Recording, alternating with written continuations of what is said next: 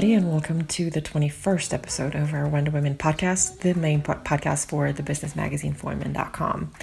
In our podcast, just like in our magazine, we're focused on promoting women's voices in business, technology, STEM, politics, sports, arts, and culture.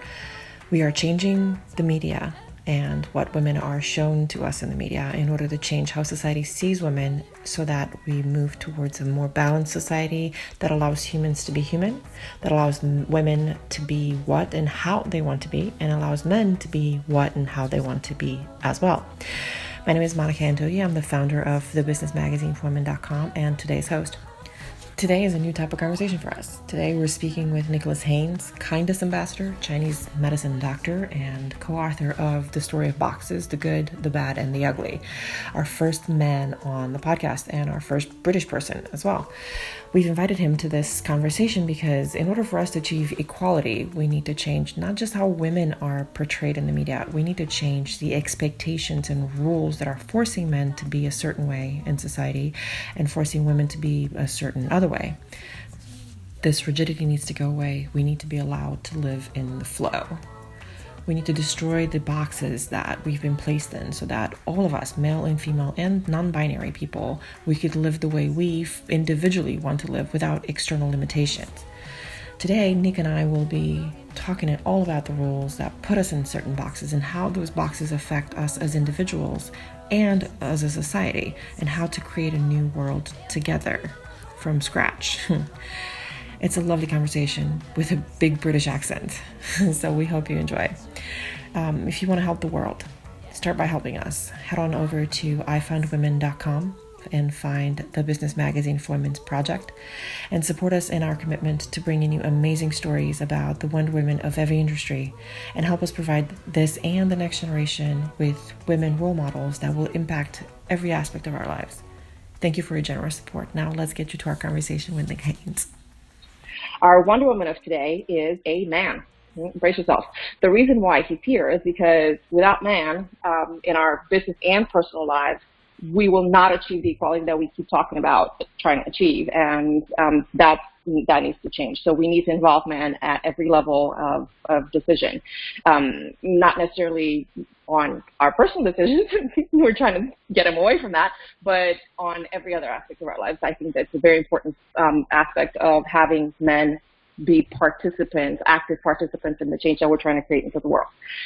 That being said, being equal also applies to guys, and it's a matter of a paradigm shift when it comes to what men's roles are and what we're trying to get them to become, because we're trying to change what the role of a guy is in society and what the role of a girl in society is as well. So feminism and equality are two words that have gotten some bad connotations of late, and we're trying to dispel all of that because those are still phenomenal words and they have phenomenal meaning, and I think they're very important for men and for women, actually for women and for men, and I think they're what's going to lead us to a balanced society. So I want to talk about all of that and a lot more with our guest today. Let me introduce you to him. Hello, Nicholas, but let me introduce you first to the audience.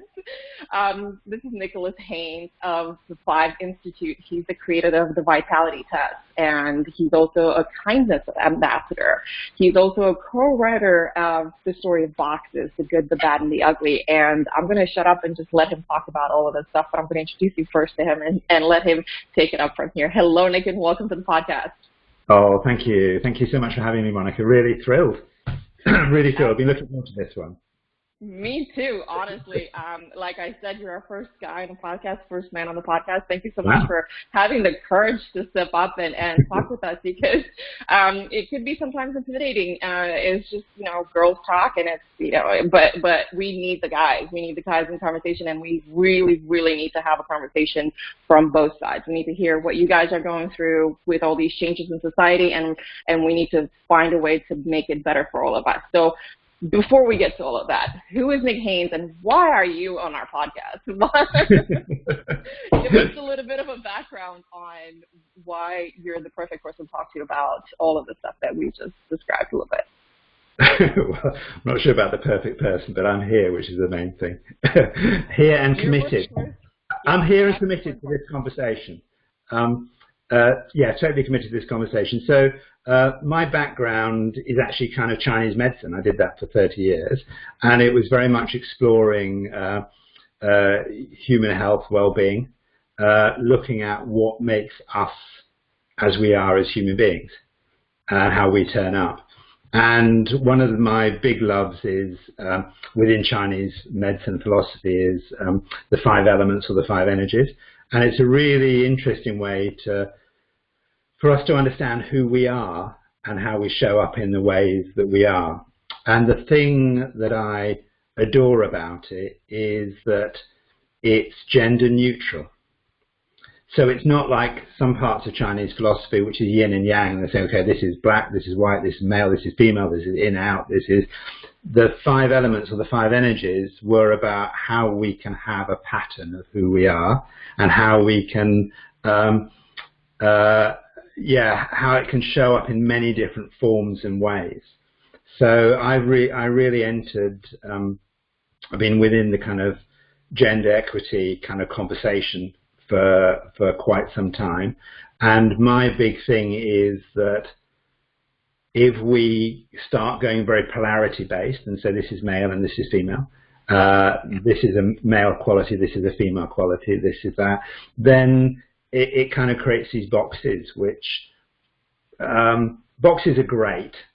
So I love hanging around with some of my friends. We're say a car fanatic, we're all in the same box, we love cars, and I recognize kind of a sisterhood and a brotherhood and and people that love to cook. So some boxes are fantastic, but as soon as we start putting qualities or behaviors into boxes and assign them a gender, then what then happens, it becomes very divisive. So me as a man, I'm very collaborative, I'm very conversational, I'm very understanding, I listen, I do all this stuff. And so when I hear, okay, well, feminine qualities of collaboration and conversation and understanding, I say, okay, that's interesting, because I'm a man and I have that. So does that mean I need to, because I have been told by men and women that I need to man up.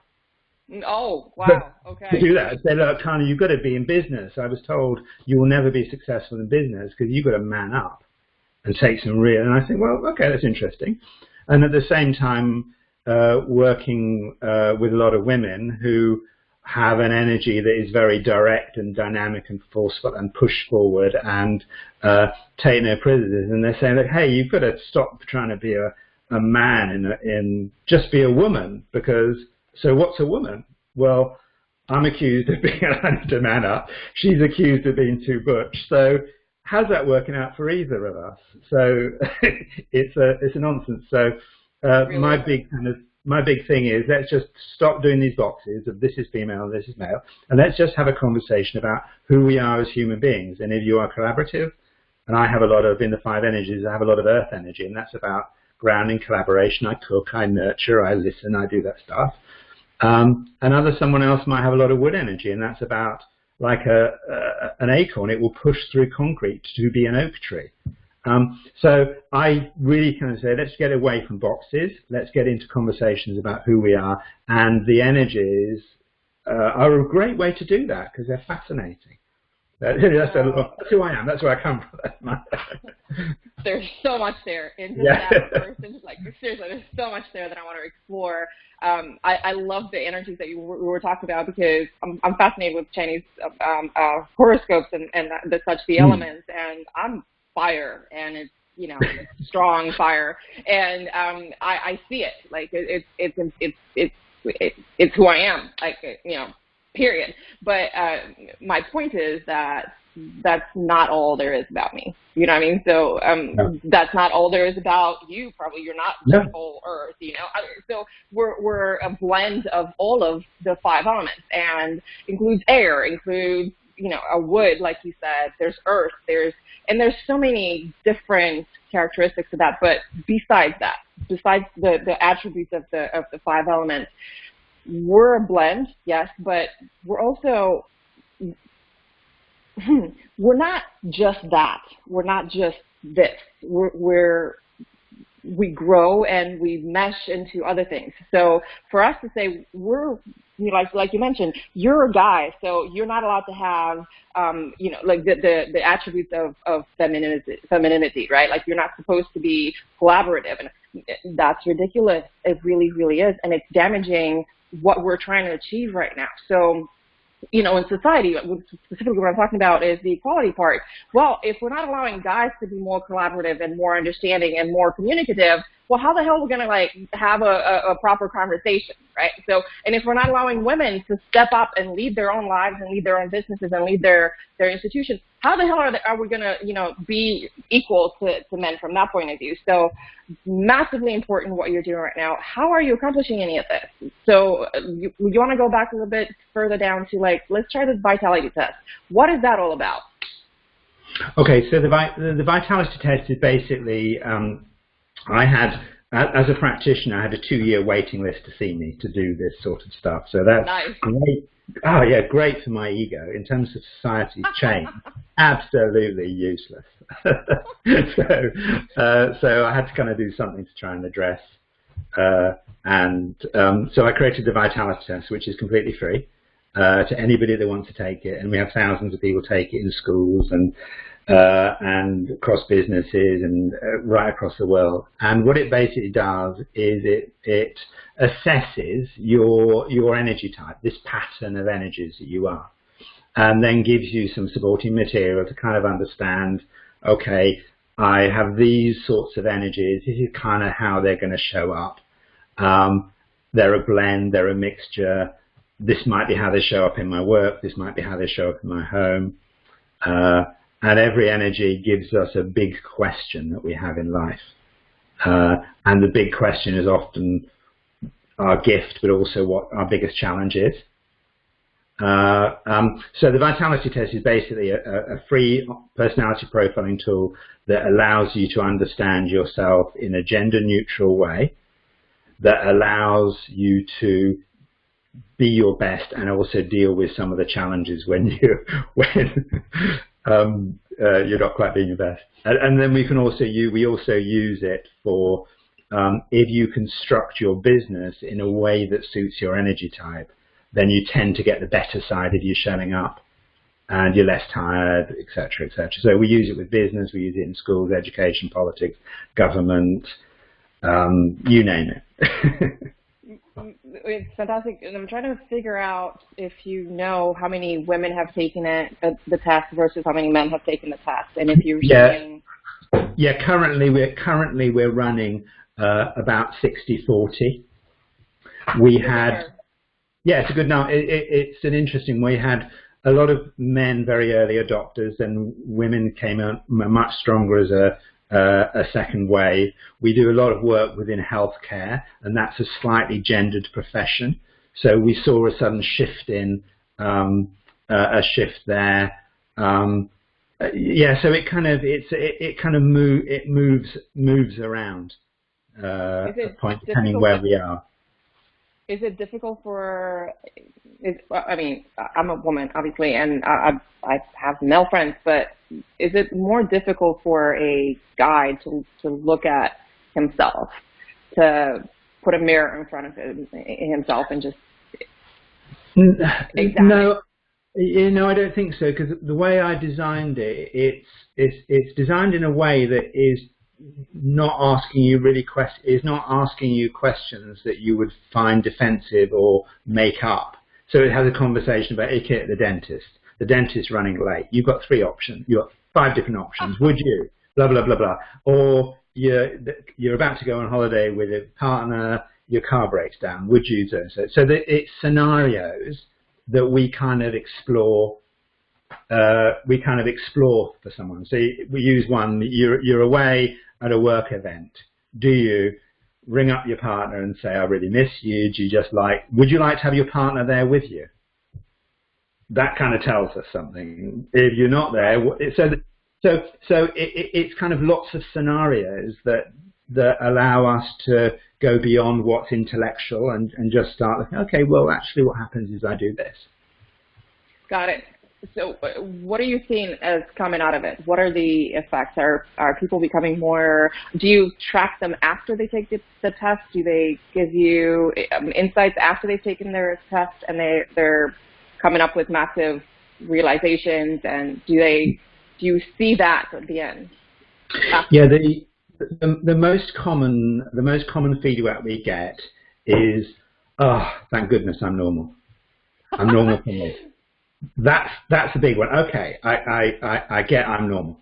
Because one of the things it tries to do is, say, for example, fire energy types like yourself tend to be quite optimistic and positive and chatty and expansive, and in terms of personal development, they've taken over the world because they're chatty, expansive, and they have podcasts. So our model for personal development is let's all be positive, let's think things, let's think about the best thing, stuff like that, which is great for fire energy type, but someone if they have a lot of metal energy and their big question is what's missing and what isn't right. And oh my God, don't be so negative. You're being so negative because that's not going to get you what you want in the world, because what you should be is, or blah, blah, blah. Water energy, their big question is, if it's safe, am I safe? So someone comes up with an idea and they go, well, I'm not sure that sounds a good idea because this, or metal energy says this is missing. So what they can do is recognize that actually, say, this is just picking one thing. For example, being positive is a trait that belongs to a particular energy and it serves them really well. Your gift is saying what's missing and what isn't right and what still needs to be done. And my wife was one of the youngest people to be in charge of an intensive care unit, a high defense intensive care unit. At 27, she was. Because she can walk into a room and she can say, this hasn't been done, this is missing, you need to have that, that drip's about to empty, and blah, blah, blah, blah, blah, which is fantastic. Doesn't always work when she's tired and she comes home and says, this hasn't been done, this is, but if I get to understand that actually her gift is her ability to see what needs to be done, and her understanding is actually I'm not a negative person, I just see detail in a way that is, I mean, it must have been, I cannot think of the amount of lives she must have saved by being able to do that. But in a classic terms of, are you a positive person? I think she is terribly positive, but whoopie-doo fire types might think, well, that all seems very negative. so back to the question, what do people get? The main thing is, oh, I'm normal for me, and I see that gift, and I see the talent, and I see how it shows up, and I see how it kind of gets me to be my most brilliant. But it kind of also might lead to my challenge if I do it inappropriately or the wrong place, or I get tired, or I'm not taking responsibility for that side of things. So that's the first big one we get. The second big one we get, and it's a kind of an example I had of, we have people that we train to interpret profiles for people. So they can go into businesses, homes or schools or different things and interpret these vitality test profiles. And we had one of our coaches, one of the Norwegian ladies, just rang up in absolute tears. And she said, I've been trying to get my husband to take the vitality test for months and months. He doesn't know what I do, but I wanted him to take it. So he goes and takes it. She says, I'm going out shopping. When I come back, by the time I come back, I want you to have taken it. So he takes it. He then knocks on the daughter's bedroom, and as far as I understand the relationship, they coexist together and they love each other because they are things, but there isn't any love between them or any semblance of vaguely getting on. Yeah.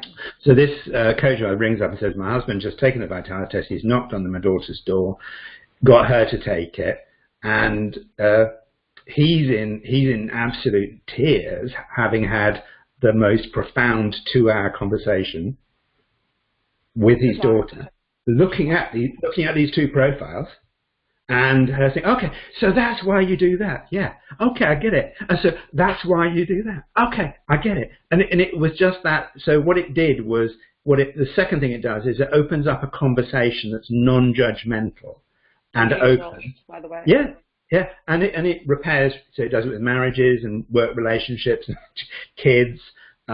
It just is a non-judgmental way of looking at how we're showing up in the world. And yeah, it is for me. It is.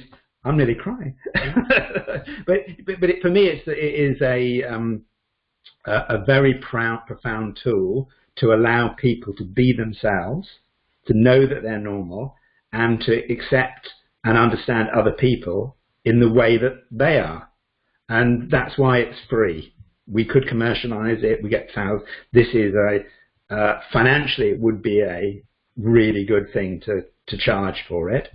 But in terms of if we wanted to actually get it spreading around anyone, and there is no barrier to any entry, then it's free. I make my money consulting with businesses and teams and speaking, and I'm fine. It doesn't need, but so it's the idea that it's completely free for anybody to understand who they are and form different sorts of relationship, whether it's work, home, whatever.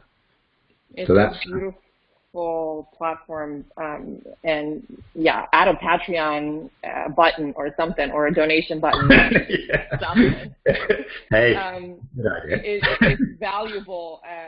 The idea that you can actually understand more about yourself and understand more about the people in your life. It's vital for us to work better together, to communicate easier with each other, to find what motivates us and to find what demotivates us, and to understand the person in front of you when they're having a bad day, or when they're having, you know, a weak moment, or whatever.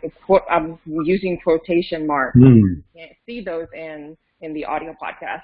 So it's important to have that level of understanding, and a lot of marriages fail because of that lack of understanding. A lot of parents-child relationships are doomed because of that lack of level of understanding. Like that example with the father and the daughter.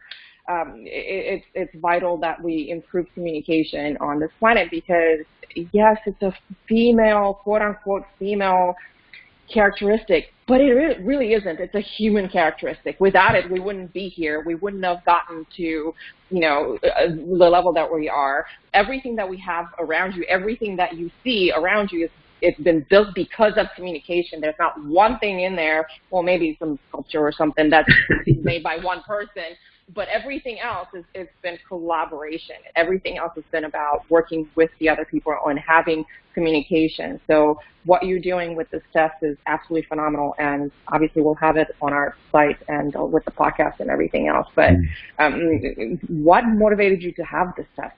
How did you come up with the test? Like, you know, yes, you were talking about the Chinese medicine influence on that, but that's a big, massive jump from Chinese medicine to, you know, the vitality test. Yeah, it's I think it's a number of things. I think you reach a certain age in life and you think I've kind of done a whole chunk of stuff, I mean, we all have kind of whether we know, I think whether to different degrees, we all have a sense about what our purpose is. Whether we can know it or articulate it is a different thing, but there's probably something there, whether it's to learn to love yourself this time round, or whether it's to build an empire, or whether it's so there's something. My big purpose in life is that I want everybody in the world to have someone that's there for them. So that is quite a big thing to want to do, and I used to be confused. Yeah, it's quite big. And I used to be confused and thinking that had to be me. So I would work crazy hours. I had colleges, I had business. It was all constructed around how do you create a situation where everybody has someone that's there for them. And like I said, I used to think it was me. So when I kind of got to work out that this doesn't have to be me, this could be done in a different sort of way, and it's a bit of, you know, duh. If you're going to have a big mission, at least be intelligent about it. So I thought, okay, what's the criteria that we've got? What have we got to have in place in order to have a world where everybody has someone that's there for them at whatever level they need. Well, the first thing you in my mind, you need to do is to have a level of compassion and understanding of each other, so people don't get siloed and boxed into kind of corners. We don't have a group of society that actually is pushed to one side because they don't fit with the model of what society has, or we get so scared about that there aren't enough resources that we don't think we can give resources to people. There's our defense thing. So there's that kind of compassion and understanding, which is kind of why I'm a kindness ambassador. My view is if you want to create a world where everybody has someone that's there for them, kindness as a route is a pretty good way to do it. And we can talk about kindness later because it's a very complex subject. And I'm not talking about random acts of kindness here because they are quite destructive. Really? Yeah. I want to talk about that. Yeah, and it's also about, so the idea is that we have this world that has a level of understanding about each other and compassion, and the vitality test, in my mind, is I haven't ever come across anything as powerful and simple as people just get it. Okay, I get that so fire energy, your big question is, am I loved and am I valued and am I appreciated? It doesn't mean you're needy. It doesn't mean you think. You're just in every conversation and everything that's going on, you're saying, how's this landing with the other person? How are they coming across? How are they warming to me? What's going on here between us? Which creates warm and meaningful conversations because you care as to whether or not you and I are both being appreciated within this conversation. Absolutely, it matters. Yeah, it matters. And we'll have other energies going on that will be doing different things. So it's really getting people to really understand what their contribution is, and in order to create a world where actually you can be there for each other. So it is that's my big mission, and that's why the kindness comes in, that's why the vitality test comes in, that's why, for me, I do quite scary stuff in terms of stepping up into certain arenas. I enter conversations like gender equity. I enter conversations in politics. I enter conversations to try and look at it from a different way. That I have a slight disruptive. I have a slightly. It needs to happen. It needs to happen. But I don't believe in being cruel to be kind. I don't believe in we silo people. So it's a very inclusive. It's done in the style that suits my energy. And some people, and I might need to man up about it sometimes. but I'm doing all right. I'm doing all right with it. It's funny that you see it like it's not quite your energy for doing that, for like stepping into other conversations and just kind of putting your 2 cents into it, because it's not funny. It's interesting, but also what you're doing is massively important, because if we're having the same conversation over and over and over again, and there's nothing new being added, nothing's going to change, nothing's going to happen. So when you come in and bring your information, your passion into the conversation, you change the conversation, you change the people that are listening to the conversation, you change people involved in the conversation, and you change their circle of influence as well. So yeah, I'm of 100% of the belief that if there's something that needs to be said, it needs to be said, Yep. and because how else we're going to move forward? How else we're going to open up people's minds and eyes about the changes that need to happen? So, what is the role of men in society anymore? What do you see that? How is that changing? Because you're saying it's stepping outside of who you think you are. So, who do you think you are, and how is that changing? How is society changing that, and how are you changing that? Yeah, no, I was slightly tongue-in-cheek about me manning up, because it's going back to kind of slightly early, kind of one of the, I think when you're connecting with Runa Magnus, who's a real amazing person writing the book. So when we were at the United Nations together, and we were speaking on this stuff, and I was the conversation, and so it's about your style of doing things. So I was on a panel with conversations about men, and the panel was basically talking about asking men what can we do to be inclusive or whatever, and that's when I brought up the conversation about boxes. Yeah, let's talk about that. Yeah, so what do men need to do? I think what that does, it comes down to conversation, back to conversation of what is a man, and a man is whoever they are. So the man needs to do whatever he is, with the caveat, and this is for any gender or for any situation, within the caveat about what's appropriate for that situation or for that person. So if as a man I was forceful, driving, and I lead by telling. Mm-hmm. There are, and that's my version of man being a man, leading by telling.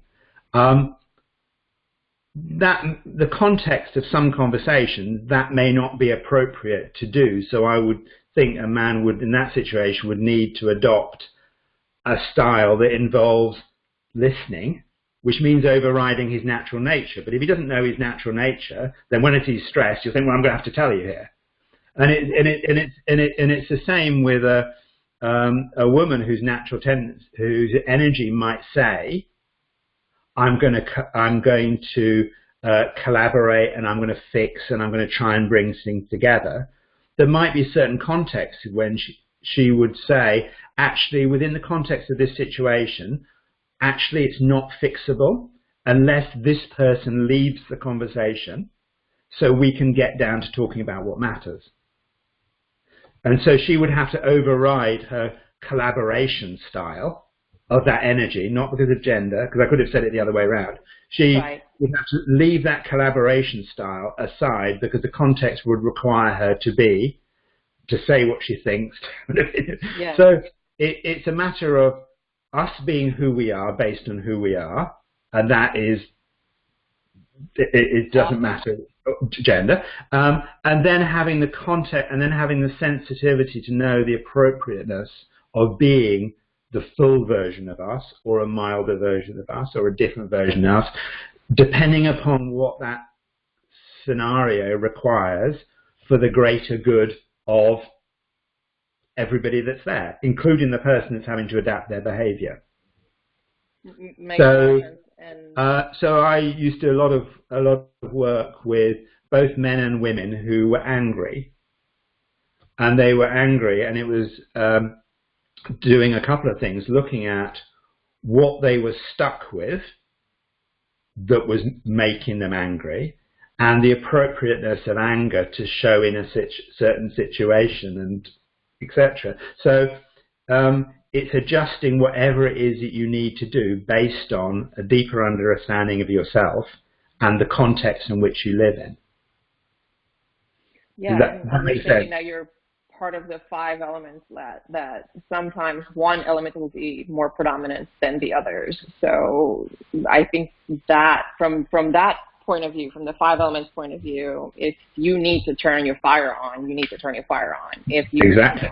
If you need to be earth and calm, and you need to do that. If you need to be communicative and have the water energy, have that. And if you need to get creative, let the air element go. But it's understanding our strengths and our weaknesses, quote unquote weaknesses and strengths. It's what we're inclined more to do, I guess. Mm-hmm. Understanding those. It matters in every situation, because you are a different person with me than you are with your wife, and then you are with your children, and you are with your business partners.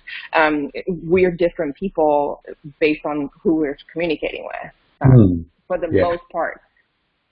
The kind of essence of who I am is always the same. I have that kind of earth energy of understanding. I have the fire energy. I like to laugh and have fun, and then I have that kind of wood energy of being looking at how we can change things and deal with being creative and innovative to come up with ways to challenge things within an inclusive and fun way.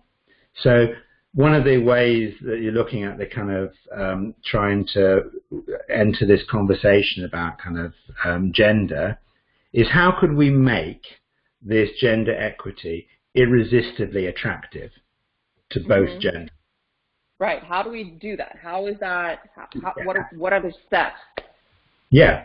So that then gets to be it gets to be a conversation with us. How can we make it irresistibly attractive? Because at the moment, what we have is the opposite.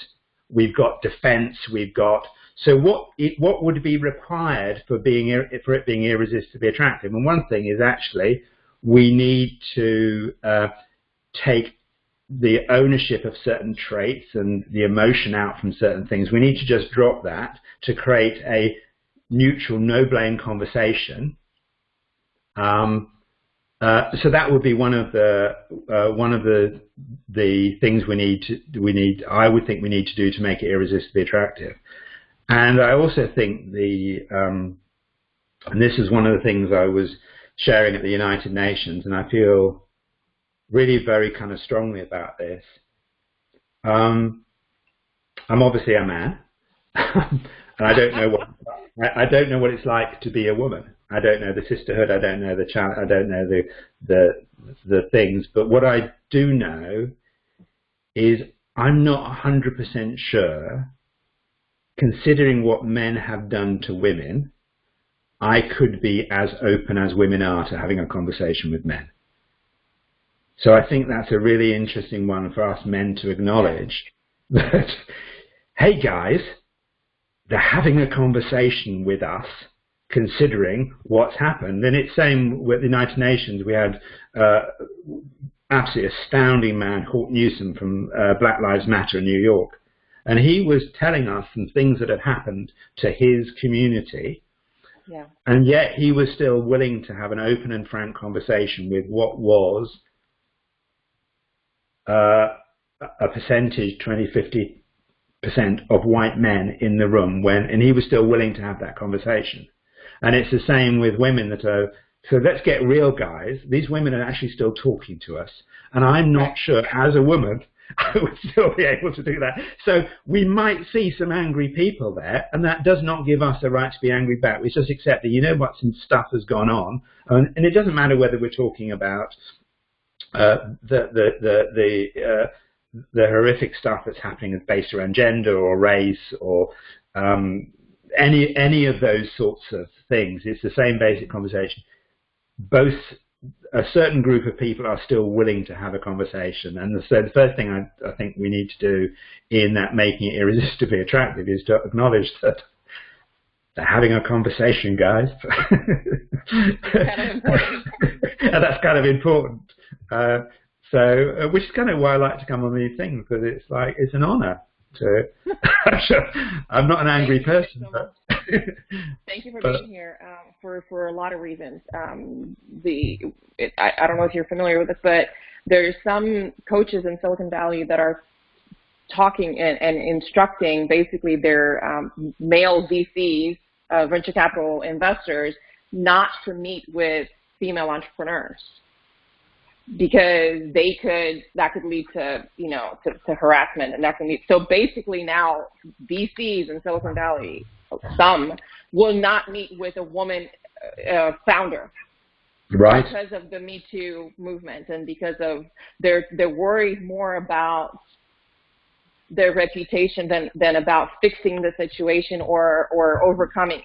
And to me, it's mind-boggling, because as it is, there's only 2% female-founded startups that get funded to begin with.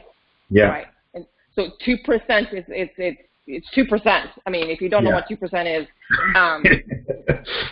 it's a small number. So it's a very, very small number out of 100. So we're not even getting to have these conversations. So you coming on to the podcast and talking about all this stuff with me is very, very important, because we need to start the conversation somewhere, and and understand that respecting another human being, be it male or female, in front of you, it should come automatically, especially in business. especially in business, but even more so probably personally, because we are who we are, business and professionals. So, yeah, I greatly appreciate you coming on and but this comes, with us. but some of this comes down to kind of being clear on and having a clear thing on what on the actual purpose that you're actually trying to do. So a venture capitalist is saying, actually, I want to create the best business. I want to find a business. I want to make some money. I want to support a business that matters to me. I want to think. Right. And they have that clear sight. Then they have to take a hit in certain areas in terms of their vulnerability. So, for example, my acupuncture practice, which was for nearly 30 years, I was in practice. Every single day, 10, 15 times, I was in a room with a woman alone, and she probably had less clothes on than she would do out in the street. Yeah. Of course, so people say, "Oh, but no, you're taking a big risk there. What happens if they turn around and say something?" And my view was, well, if they do, they do. But what matters to me is human beings. Women are whether it was a migraine headaches or whether it was grief and trauma, whatever it was, that person was fundamentally suffering, and my why was to deal with whatever pain and suffering they had. And the cost to me was a risk that I would be accused of whatever. So I think those venture capitalists, they need to get bigger on their why and clearer on what it is that they're trying to do. And if they're really serious about building and funding and doing things, then just take the hit. That there is that possibility, but there's also the possibility that you may do something even better and more and different. Well, and I know I can say that because I kind of got away with it for 30 years. But you just got to agree with you on that. You just got to take the hit. You just got to say, okay, there is a possibility. Of course, there's a possibility that will happen. No, well, not from a woman's perspective. No, you know what I mean? Exactly. So we don't go. I'm not generalizing, but I would like to generalize here a little bit. Women are not usually the ones that are considered sexual predators, or you know what I mean. So like, there's cases. There are some cases where, let's say, the woman would. There's a movie about it. I forgot the name of the movie, but where she's, the one that's being attacking or predatorial. Yeah. But every other case is not. You know what I mean? So just from a statistics point of view, it's really unlikely. It's highly unlikely that she's going to jump on you at a VC meeting or do anything appropriate. That's not the conversation. That's not why she's there. That's not why they're there trying to make it happen. So it's not, to me, it just doesn't make any sense from that point of view. And then from the other aspect of the fact that women-led companies have longer. They make it past a certain point. They exit better. They have better returns. The numbers speak for themselves. I mean, literally like 60% better than male-run companies. So to discount 50% of the population that comes to your door because they're female is insane, especially when your focus is on making money for your fund, or you know what I mean, or for your own as an investor. So why do you think they're doing it? Are they using that as an excuse that it's only 2%, or what's going? I mean, I'm asking you as a woman a question about men. I've not got a clue. I've not got a clue as to what their stuff must be going on about, other than because if venture capitalists, they're about assessing risk. Right. As you said, if you assess the risk, you meet with a woman every single time because the risk is minimum compared to the return. So I don't get what's going on there, well, other than there might be some in terms of women stepping up with the Me Too movement, there's a certain group of men saying, and now look what you've done. Look what you've done. You've done all this Me Too stuff, and now what that means is I can no longer be in a room with a woman. Thank you very much. Bad idea. Something Possible. like that. Possible. Also, the other side of the story is they don't want to. I mean, it's easier to have a conversation with a guy, but you know, when you're investing, that's come up a lot. It's the guy, the investor male, will not know how to communicate very well with an investor, with a female founder, and she wouldn't know when it would be appropriate to reach out. So women to women, it's a lot easier to pick up the phone and say, it's 11 o'clock at night, tomorrow we have something, you know, we're doing this. But a female founder talking to a male investor at 11 o'clock at night, or the other way around, you know, there's still some societal issues. So that come up on a lot of the you know, the conversation I've had with VCs, and it's basically one of the reasons, quote unquote reasons, why they're saying that, you know, this is happening. But I mean, I'm sorry, but you 11 o'clock at night, you know, when you're VC and founder, there shouldn't be any sexual connotation. You know, we're human. I'll give you that. There's always going to be an element of we like each other, right? And but you know, like, keep it in your pants for the duration of the investment and figure it out after if there's anything there. My point is. So it's not that complicated to show respect to the person in front of you, be it male or female, or to differentiate between, oh, this is a good time to have a sex conversation, or this is a good time to have a VC conversation, you know, a funding conversation. I mean, to me, they don't work together unless you're talking about investing in the porn industry. Then sure, talk about it as much as you like. But you very kind of hit the kind of point on that kind of third thing that we do, what we do at the Five Institute. It's about education. It's about an education of how do I speak to. I think it's interesting with well, how do I speak to a woman? I'm thinking, well, actually, how do I speak to a person in a certain way that will actually make them feel comfortable? Right.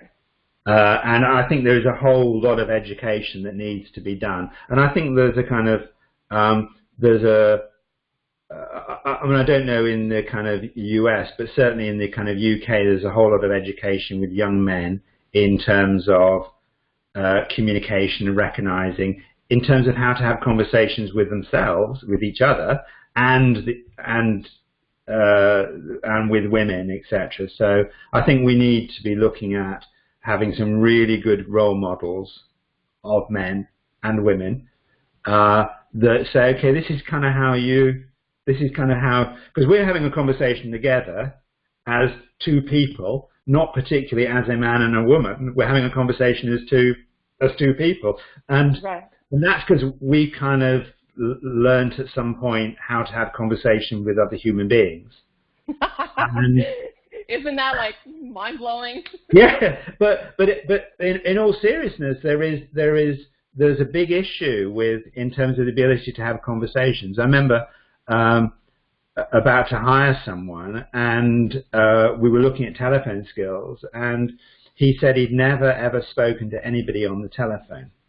What? Never. In 2018 or 20? It was 2016. No, 2016 it was, and he was 24 years old, and he had never spoken to anybody on the phone. He said, he said, can I just text them? I said, no, this is kind of, what the hell, Sandy? You pick up the phone and you go, choo-choo-choo. Oh, well, you're going to have to show me how to use. So the very nature of communicating with someone on the phone it has kind of moved on, and we've on our watch that's been allowed to happen. That education has been slipping and communication we've embraced.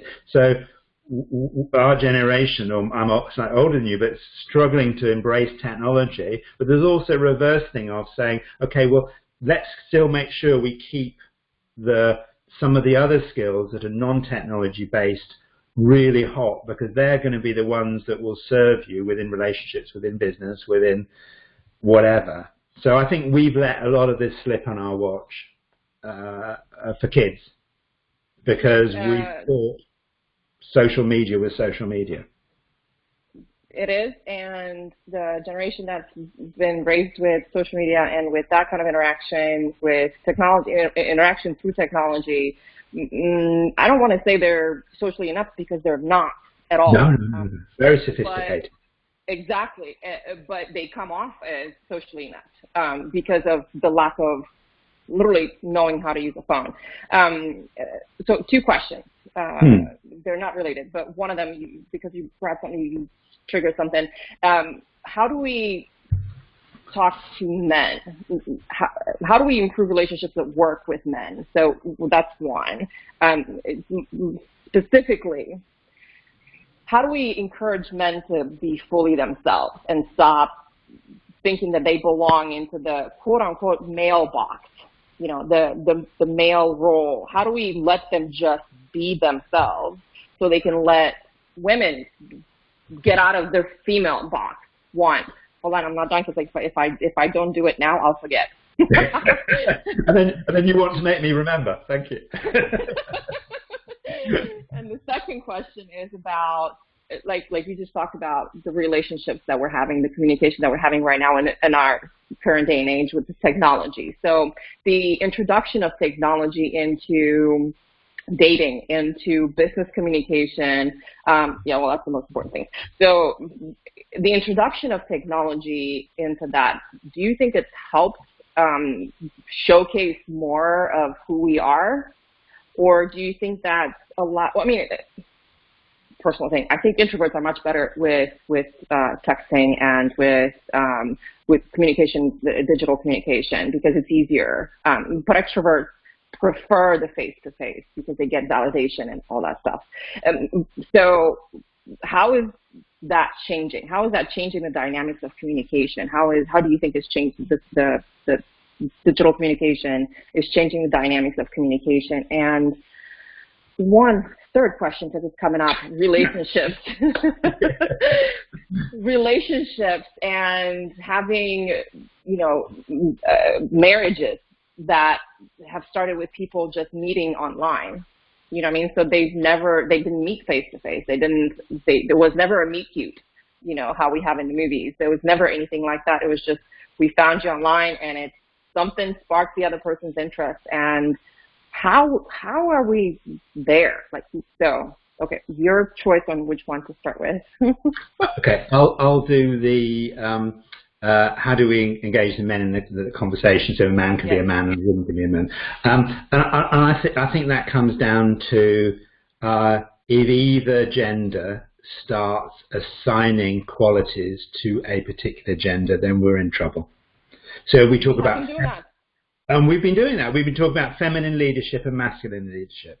Right. So any conversation when a man or a woman says, this is feminine leadership, or this is the rise of feminine we're doomed, because we then have created a division, and in a place that we created boxes, and if you have boxes, you have a gap between them. In that gap, there will be a fight. That's what happens in between space. You create a vacuum, stuff goes on. So I think we need to be really conscious that we're not assigning qualities to a gender. That would just be, and that gets to men get to be men, whatever version of a man they are, and a woman gets to be a version of whatever. So let's just stop assigning qualities to genders. How do you trigger that? How do you trigger that behavior? How do you? Hey, I'm doing this. Let me stop it. How do you trigger the change? It's to do with an awareness of consequences. If you do this, and it's great, because you can say, okay, we're going to come together as a group of women, and we're going to do feminine leadership, and we're going to be collaborative and stuff. That is wonderful, but there is a consequence to that. So it's just an awareness of consequences, and then you make a fundamental choice that however wonderful that sisterhood seems in the ownership of collaborative thinking, and and perhaps more, and without doubt, more women would do that style of thinking, but it doesn't mean it then owned. And the same with men, when they get into that locker room conversation, at a certain point a man has to say, I don't think this is okay. This is not say all women are this. In the same way so we have to have an awareness that there is a consequence to this, and if we're actually going to, the bottom line is we have some really pressing problems that we have as a planet that we need to fundamentally deal with it, and the only way that we can deal with it is if we all fully engage within that conversation and fully engage with talent and people stop procrastinating, etc. And both genders kind of get going, and to do that we need to have, and for me one of the challenges is this polarization of genders, and it's designed to rebalance things, but actually it's creating bigger divisions. So just an awareness, and then if you catch yourself doing it, say, actually, I'm not sure that's helpful. But still be proud of being a woman and still be proud of being a man, but just be careful of giving anything a gender. The Chinese stopped it when they did the 5 elements because they recognized that yin and yang kind of creates division. Then the second question was kind of really exploring that nature of, it was about kind of children and technology and right. And it's because the disconnect between communicating out loud versus communicating digitally for children, and not just children, anybody under 30 or 35. It's a lot easier to communicate digitally. And so I'll actually take that sideways, because actually I think there's actually a much deeper, more profound problem we have going on that is a consequence of, and some of the stuff. And I think the much deeper problem we have going across society, and particularly appearing more, is people's sense of self-worth, sense of self-esteem, their confidence. So if you don't think you're worthy, or you don't have good self-esteem or whatever, then it's easier to be affected by things that are said online, and easier to have a go at, and more of a desire to have a go at other people online, because if you knock them down, you kind of theoretically feel better, and so it goes on. So some of the consequences we're seeing is not an issue around communication, it's an issue that we have an ever-dropping sense of self-esteem in a whole swathe of youngsters who are appearing to be like this, but actually, I do a lot of work with young. When you actually really examine what's going on, there's actually a dropping sense of self-identity, self-worth. There's more opportunities and therefore more choices, and there's more possibility of making a mistake and being wrong, and then you factor in the kind of the constant. Am I approved? Am I not approved of? How many likes do I have? And suddenly you've got a spiral, but the spiral can only happen because of. This book I was producing with Runa, the story of boxes, the good, the bad, and the ugly, has been a gift and it's a gift and a joy to write. However, the book I was part way through, but when I stopped to write this book, was Feeling Good About Yourself, Mission Impossible, which explores why it is virtually impossible to come out of your childhood with a good sense of self-esteem. And this has gone back generations. And it's reached a critical stage with this generation. So we can say it's technology and texting and all this sort of stuff and try and deal with that. But what I think we need to deal with is what's going on in terms of how people are fundamentally feeling about themselves. And we've had problems in older generations, and we see stuff goes on as a result of that. But it's reaching a different level of proportion in that younger generation for a variety of different reasons. So I think we need to really look at that, and I do need to write my book. Yes, I do need to write that one. So I would look at the self-esteem and how we're making people feel about themselves, rather than trying to tackle the mechanism in which they're communicating. Okay, so because if they're feeling good about themselves, they will use text and social media in a way that empowers other people, and they'll speak and communicate in a way that empowers other people because they will want to empower other people because they're empowered and feel fine about themselves. So it's going back to the parents and learning and teaching the parents about who they are. Yeah, teaching the parents about who they are and recognizing different styles and not making people wrong because they have a different energy than you. And then the cornerstone of this book in terms of, we have to wait for the book, but there's a cornerstone in the book that means it's kind of impossible for us to come out of our childhood. Then you come into that third question, looking at these relationships that we have with work and thing. And I think it comes back down to that thing of having a kind of a better understanding about who is the person that we're speaking to or we're married to or we're working with. And it's really, really simple. My wife has lots of water energy. Big question, am I safe? She has lots of things. Metal energy, is it missing? What's missing? What isn't right? She kind of knows I have lots of wood energy. Am I free? That matters to me. I have lots of fire energy. I might crack a joke and it's inappropriate. That happens. And we both have a lot of earth energy, so we have lovely meals and we talk. So we are joining together as in our earth energy, but it's also respecting the other energies that appear in our relationship, and her giving me slack for when mine turns up in a bad way, and me taking responsibility for that, and me giving her slack when hers turns up in a tough way when she's had a bad day, and it's creating that level of understanding, and that goes the same with what goes on at work. And that's why the Vitality Test is free. So anyone can just take it and find out what is my partner, what is my big question, what's the other person's big question, what am I living with, and then we end up. I think you're answering the modern day relationship dynamics too. Yeah, and there are obviously other things in relationships. You've got to find the glue. You've got to have a glue that holds you together.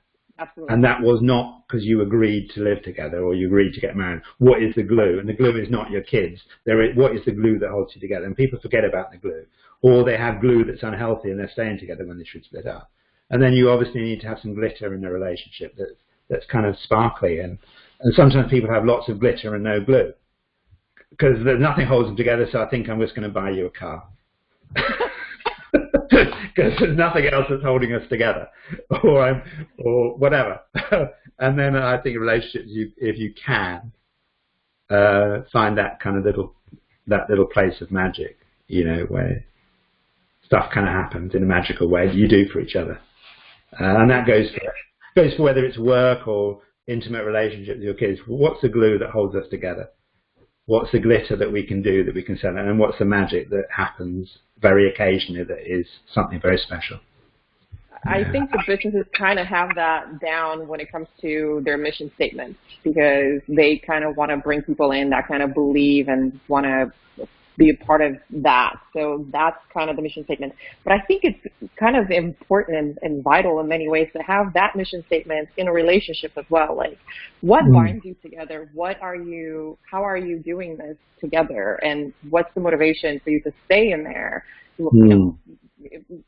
So amazing conversation, but I know I'm way over. Yeah, we are. Sorry. I do have a couple more questions, and they're really, really quick.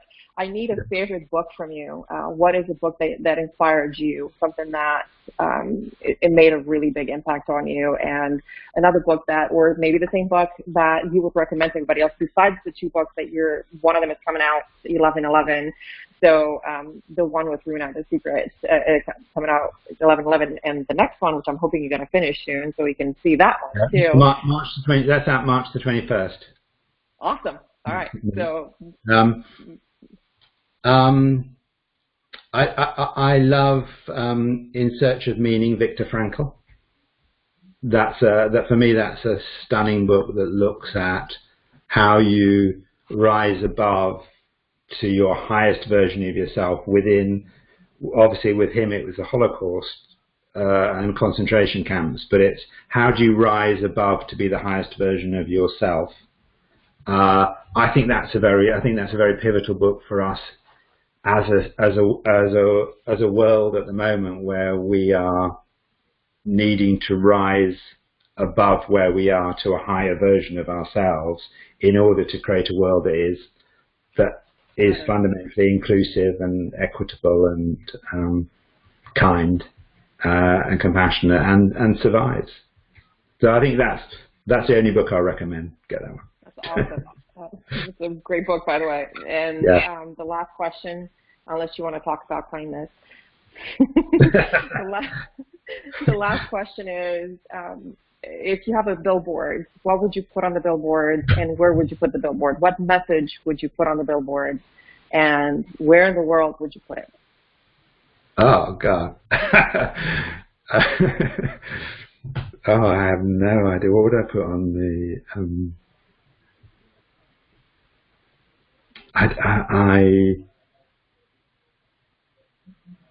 I think I'd put kindness matters, and I'd whack it outside the White House. Outside the White House? I put it outside the White House. I wasn't thinking that, but no. I mean that's. But I'd put it outside every single governmental building, not just the White House, because every government building, there is an issue around kindness and how they. Yeah. You just look at the UK Parliament. You look at what they do when they sit there and they go, "No, it's like that." Come on, let's have a culture that's. Yeah, so I'd probably have kindness matters. So I probably that as a billboard, and then obviously buy my book would be a jolly. Nick, it's been fantastic. How can people get in touch with you? Let's get them in touch with Nick Haines. Yeah. So they can just go to Five Institute, FIVE Institute.com, or Nicholas-Haines.com, or they can email me at nick@5 Institute. So email me at that if you want to have a conversation and whatever. I really thoroughly enjoyed having you on our podcast, and I'm very, very grateful for our conversation. And I'm hoping it's going to change a lot of people's minds and about who they are and what their impact into the world is and how they're going to value their relationships, business or personal. And I just want to say a huge thank you for your time and coming on and being so thoroughly open with me and having this amazing conversation. Thank you so very much, Nick. Appreciate it. Thank you. And I want to say goodbye to everybody. And I want to say, again, thank you, Nick, and goodbye. And I'm super excited to read the book and introduce it to the rest of the people in the audience. Thank you. Thank you so much. Thank you. I really appreciate it. Thanks, Nick. Bye. Bye. Top of the world. Top of the Thanks everybody for tuning in today. The music for our podcast is graciously provided by our very own Wonder Woman, Cheryl B. Englehart. Check out her music and get your free music bundle at cbemusic.com. This is our podcast for today. It was new, it was relevant, and it was needed. These conversations need to happen more and in many more places than just in our podcast. I encourage you to go out there and start having conversations with the people that will help make this societal change happen. Let's do this together. And remember to head on over to ifindwomen.com, find us under projects, find the business magazine for women, and check out our project and invest in us so that we continue to showcase the women and men that will inspire this and the next generation. Thank you to every one of you for listening to our podcast, for reading our magazine, and for being part of this movement that will make the world a little bit better every day.